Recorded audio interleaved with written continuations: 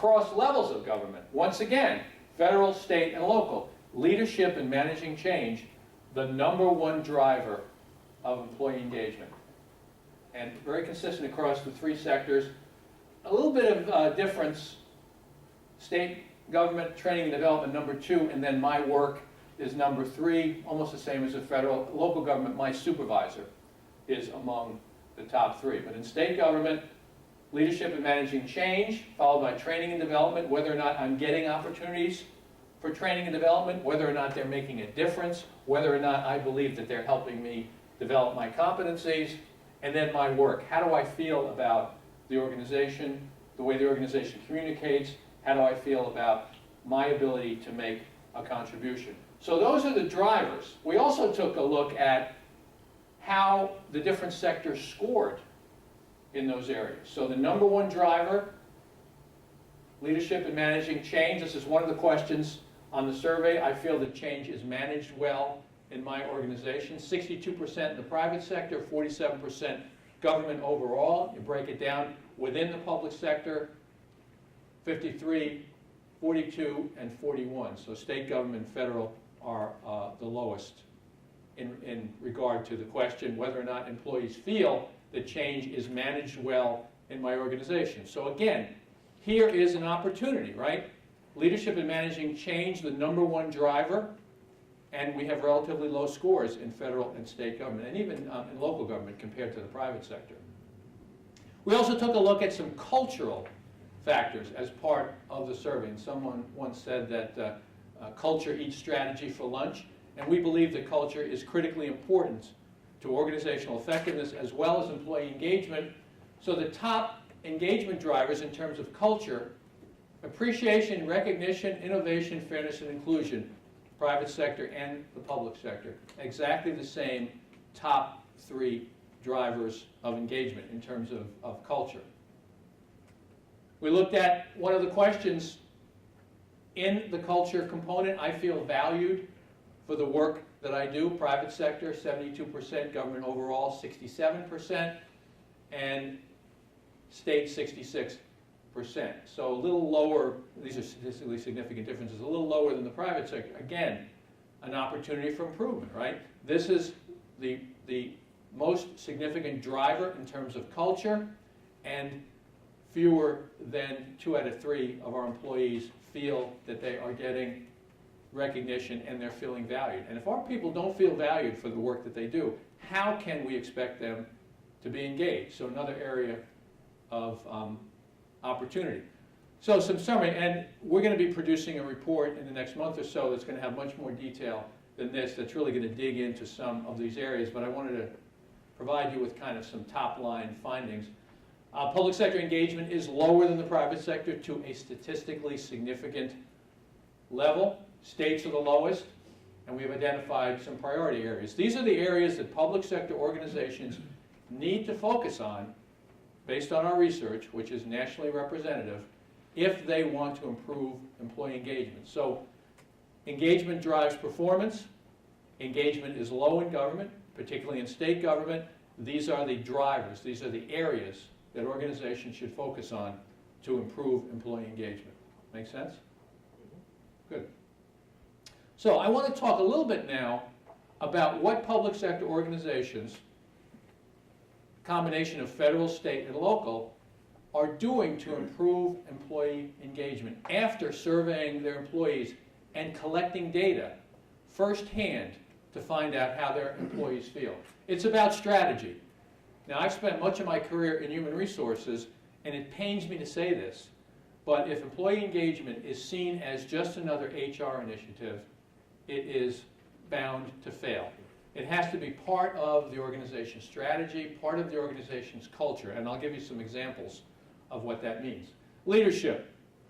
#1 driver of employee engagement across the entire federal government. Every single year that we've had best places to work in the federal government, we found it to be the #1 driver in our research, in state and local government as well. And I'll give you some examples of how leadership has driven engagement. And this one, sometimes people, when I make these presentations and I tell them they need to collect their own data and figure out what their employees feel about the organization, they're disappointed because they want to walk out with something that they can go back to their organization and immediately implement. And I'm telling you, you can immediately implement this. Effective new employee onboarding. Research shows that organizations that do a good job of onboarding new employees, higher retention rate, faster time to productivity, and higher levels of engagement. And we define onboarding as a comprehensive and integrated set of activities designed to give the new employee the knowledge, tools, and support they need to be successful, extending or beginning when the new employee accepts a job offer and extending throughout that new employee's first year. So it's not just orientation. Orientation is a part of onboarding, but it's an integrated set of activities. A lot of those activities are between the individual supervisor and the employee. And I can provide you with some additional information on the onboarding model that we have developed if you want. But it doesn't cost a lot of money to make sure that when the new employee is ready for the job is ready for the new employee. And we could probably spend an hour talking about all of our horrible experiences when we showed up for a job, we were ready for the job, and the job wasn't ready for us. So this is, if you're looking for low-hanging fruit, this is it. This is from local government. I talked about strategy. Minneapolis has identified a tagline, a city that works. And it has explicitly said that engaged and talented employees are the key to making Minneapolis a city that works. This is an article from the Atlantic magazine entitled, 2015, entitled "The Miracle of Minneapolis. No other place misses affordability, opportunity, and wealth so well. What's its secret?" Well, I believe part of the secret is that Minneapolis has very directly and explicitly focused on developing and engaging a high-performing workplace. And Minneapolis has been doing annual employee engagement surveys for around a decade. And the former mayor of Minneapolis served for 4 terms. Each time the city conducted the survey, he would sit down with each of his department directors and go over the results, talking with the directors about what they were going to do with the survey. So he just didn't pay lip service to it. He actually devoted his own time and attention. Another example from state government. By the way, there are only 7 states that have conducted statewide employee engagement surveys. So if you're looking for maybe one of the reasons why states score so low, I would suggest that is one of them. Only 7 states have gone to the trouble of taking a comprehensive look at the workforce, taking the temperature of the workforce. Michigan is one of them. Created this Office of Good Government in the office of the governor, worked directly with all state departments, you can see that, explicitly aims to be the nation's leader, not only in customer service, but in employee engagement. Michigan has done annual surveys 2012, 2014, 2016. We'll do another one next year. Each time it has conducted a survey, the level of engagement has increased to a statistically significant level. So this is a state that has made a commitment right from the top to focus on engagement and then act on the results. A couple of other keys, leading practices. In the federal government, did research to figure out what differentiated the high engagement agencies from the low engagement agencies. What they found is the single biggest differentiator is what you see here. The high engagement agencies managed employee performance better than the low engagement agencies. In other words, they did this stuff. They made sure that employees understand what the expectations are and how their work links to mission, had that line of sight between the work I do and the mission of the organization. More than 50% of employees, and this is not a survey we did, it's another survey, don't believe that they fully understand the expectations of their supervisor. So if we ask supervisors, do you think the people who report to you understand your expectations? What are most supervisors going to say? Yes. But if you ask the people who report to them the same question, you get a different answer. Meet regularly with employees, opportunities to grow and develop, and hold employees accountable. Deal with poor performance. I know how hard it is in the public sector to deal with poor performers. But that was before I went to work at a university. Because now when people in government tell me how hard it is to deal with poor performers, I tell them, you haven't dealt with anything until you've dealt with tenure. Because those people are truly bulletproof. So holding employees accountable. A few other things. Communicate. In great colleges to work for, that survey found that the the most significant influence across higher education in terms of engagement was communication, effective communication. One of the things that we found at the University of Wisconsin about communication was our second and third shift employees told us that we did not communicate effectively with them. This was a group of folks who were underserved and underappreciated. So in human resources, we began to hold quarterly HR forums. We do one in the daytime, and we do one from 11 p.m. to 1 a.m. at night, which is way past my bedtime. But it was important to reach out to that part of our community. And it became, after a while, that those midnight sessions were better attended than the daytime session. And we got our chancellor to show up one time, and it was described as an historic moment for the university. It was the first time most of these people, almost everyone in the room, had ever seen the chancellor in person. And they treated her like a rock star. They took selfies with her. It was really kind of touching. And that then became the way that the university regularly communicated. And we also had interpreters there in Spanish, Hmong, Tibetan, and Mandarin Chinese, because many of those employees did not speak English as their first language. This was also a symbolic message to them that we were going to do everything we could to communicate with them. So communication, critically important. Connecting work to mission, making sure that I see the line of sight. There's a famous story, National Aeronautics and Space Administration, NASA. A group of reporters were walking down the hall in NASA, came across a custodian, and asked the custodian, said, "What is it you do here at NASA?" And the custodian said, "I help send men to the moon." Wouldn't it be great if all of our employees had that kind of connection? Appreciation and recognition, also a driver of engagement. Doesn't have to be financial. Oftentimes it just means telling people we value them and we believe they're doing a good job. University of Wisconsin Hospital put together a supervisor's toolkit, included in that toolkit a list of ways we can recognize employees without spending a dime. Listening, making sure people feel their opinion counts, one-on-one conversations, but also using social media and crowdsourcing approaches.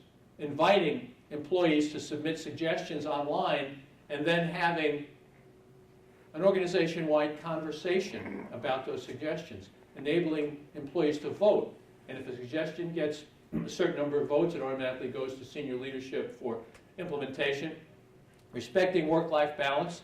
Employees who can take advantage, in a good way, of workplace flexibility have a higher level of engagement than those who don't. Now, that doesn't mean everybody has to be able to work remotely. You know, there are some jobs you can't phone in. You actually have to show up and do the job. But there are other ways that we can provide workplace flexibility, and sometimes that just means understanding that sometimes people need to be away from work in order to take care of personal issues. And also involving unions on the front end. There are some great examples of organizations that have involved unions in an initiative to improve engagement, gotten them to be advocates. There are some terrible examples of organizations that have not done that, and as a result, unions have actually asked their employees not to respond to engagement surveys because they didn't feel that the results were going to be used in a positive way. I want to quickly give you one case study. This is from the federal government, but I also think it's instructive. The Federal Labor Relations Authority, which handles labor disputes across the federal government. When I did Best Places to Work in the Federal Government in 2008, the Federal Labor Relations Authority score on a scale of 0 to 100, employee engagement score was 18. The next lowest score was like 55. So when we calculated the score, I called them up and I said, "Did we get this wrong? Did we miscalculate? Could it possibly be that low?" And they said, "Yes, you got it right. This place is a mess." 2 years later, a new commissioner comes in, believes that it's important to improve employee engagement, not just to improve employee engagement, but because she believed that it would improve organizational performance. 2015, fast forward, Federal Labor Relations Authority has a score of 85 on a scale of 0 to 100 and is ranked number 3 in the entire federal government. Really great example of a leader who made a commitment to improving employee engagement, not just for the sake of engagement, but because she believed it would improve the ability of that agency to deliver high-quality service. And I'm not going to go through these, but these are the things that she did to implement an employee engagement strategy and initiative over a 6 or 7 year period. And actually, I interviewed the chief operating officer who said, right now at the Federal Labor Relations Authority, every year is the year of the employee. It wasn't just 2010 when this new leader came in. So she did all of these things, communication, involving employees in making important decisions, improving recognition, improving communication, and as a result, reduced pending cases by 90%, eliminated all overage cases, and reduced the average time to close cases from 250 to 50 days. So this is an example of an organization that dramatically improved engagement and has maintained that level of engagement, at the same time dramatically improving performance on a set of key performance indicators. So we don't have comparable financial metrics like private sector does, so we have to take a look at our own metrics. And these are the things that are important to the Federal Labor Relations Authority. So federal agency, and it's actually a pretty big agency. It has offices all over the country.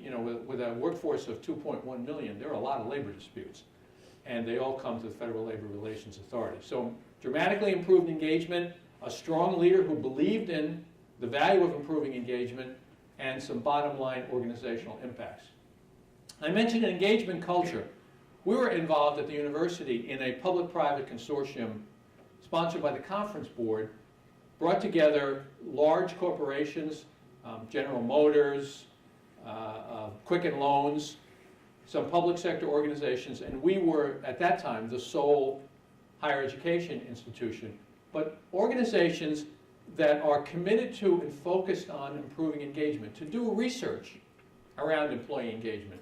And the first research project was around what is a culture of employee engagement? What does it mean? So we defined it as being a cultural norm in the organization. It is the way we do business. And then we interviewed leaders from a whole bunch of these organizations that are at the top of all these best places, great places to work, best places to work in the federal government, great colleges to work for, Gallup's top scoring organizations. We interviewed them to find out what are the consistent things that these organizations have done and continue to do to create a culture of engagement. And these are the characteristics that we found across those organizations. They understand the business case, they understand why we focus on engagement, they've connected the dots between engagement and organizational performance. It's visible across the organization. It's not just an HR program. They measure it through surveys, they analyze the results, and most important, they act on the results. If an organization surveys its employees and doesn't do anything with the results, it will be worse off than if it had not asked employees to express their views. HR components linked to engagement. What does that mean? That means they hire, they promote, they pay, they train, they evaluate their employees against their potential or performance in helping to create a culture of engagement and helping to maintain a high level of engagement. And then there's a strong communication strategy, especially from senior leaders. They focus on engagement. They talk about it. There's one organization, they said, we talk about this stuff all the time. It's not something that we put on the bottom of a meeting agenda, and if we get to it, we get to it. If we don't get to it, we don't get to it. We talk about it all the time. So that leads me to the last thing I want to talk about, which is very exciting. We're working with CalHR to develop and administer a pilot engagement survey.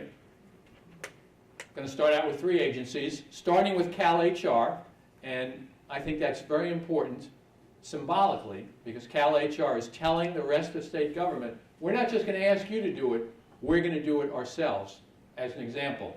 It's going to be a road test to test all of this stuff.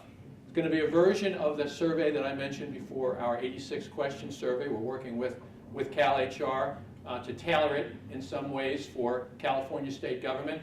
We're going to do it online. We're also going to test it in a paper version because we know many employees across the state don't have regular access to computers. And we're also developing a telephone capability so employees can literally call up and provide their responses to the survey via telephone. Talking about a March or April administration, still trying to work that out. And ultimately what we want to do in cooperation with CalHR is extend it across the government based on the results of the 3 pilots. And we're trying to pick agencies that will give us some variability in terms of occupations and locations and stuff like that, as well as how the survey will be administered. So there'll be more information coming out from CalHR on this, but we're very excited about it, and we think it's really going to be the launching pad to extend it across state government.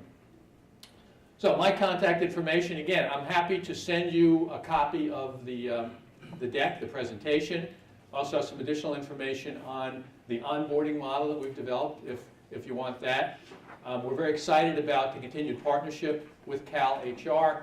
We believe in employee engagement. We believe in it particularly as a way to improve the ability of government to provide consistently high-quality service, and also to increase the level of citizen satisfaction, because really the bottom line is citizens have to believe in the ability of government to help them improve their lives. So thank you very much for your time and attention. I think we're just about out of time, but we're happy to hang around and answer any questions if you have them. Thank you.